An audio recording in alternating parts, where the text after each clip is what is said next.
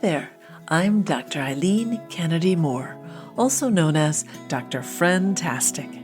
I'm an author and clinical psychologist based in Princeton, New Jersey. If you have a question about making and keeping friends that you'd like me to answer, go to drfriendtastic.com. That's drfriendtastic.com, and click on the podcast tab to see how to submit your question. Let's hear today's question. Dr. Friendtastic. My name is Alma and I'm 7 years old, and my question is what to do if someone breaks a promise. Bye. Hi, Alma.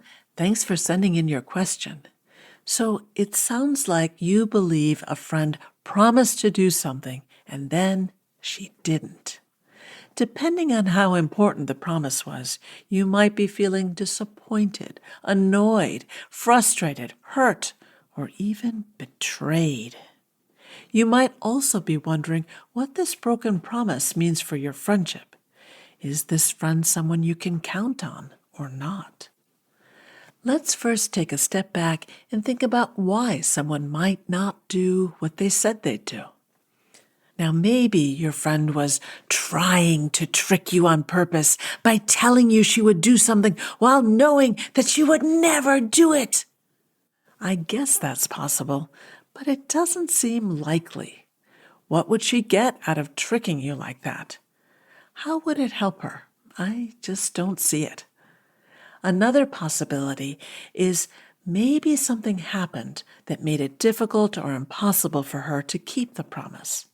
Maybe her mom said she couldn't do it because she had to go to the dentist.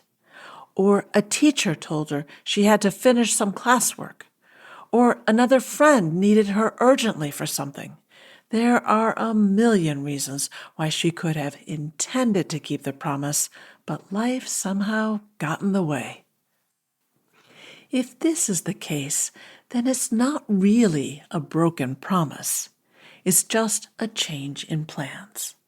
So remind yourself that she had good intentions, she meant to do whatever it was, and accept that sometimes plans have to change. Still, another possibility is that she agreed to the promise only reluctantly. In other words, maybe she felt pressure to say yes to you, but she really didn't want to.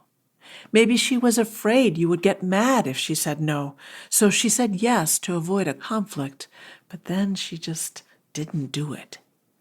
I'm sure you would have preferred a thoughtful no from your friend, because that's more honest than saying yes but not following through.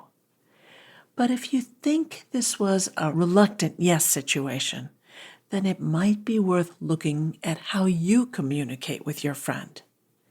Do you make it easy for her to say no when she wants to? Do you accept what she says she wants or doesn't want to do?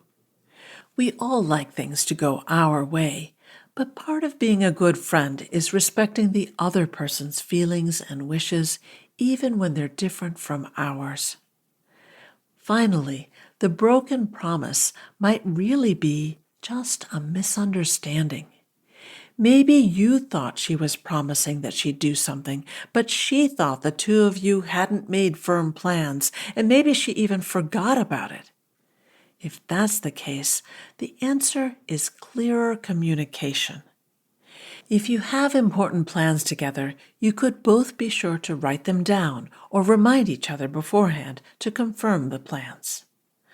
When we think of all the reasons why your friend might not have done what she said she'd do, it's clear that most of them are understandable and not a reason to end a friendship. Of course you're disappointed that she didn't follow through. But what do you want to happen next? You could accuse your friend of being a liar and breaking her promise on purpose. How do you think she'd respond if you did that? Probably not well. Because she's your friend, you're better off assuming that she's a good person with good intentions. She probably wasn't trying to hurt you or do anything bad to you.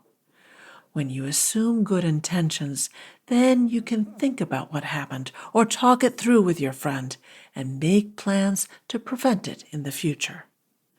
Most people mean well, but we all mess up sometimes.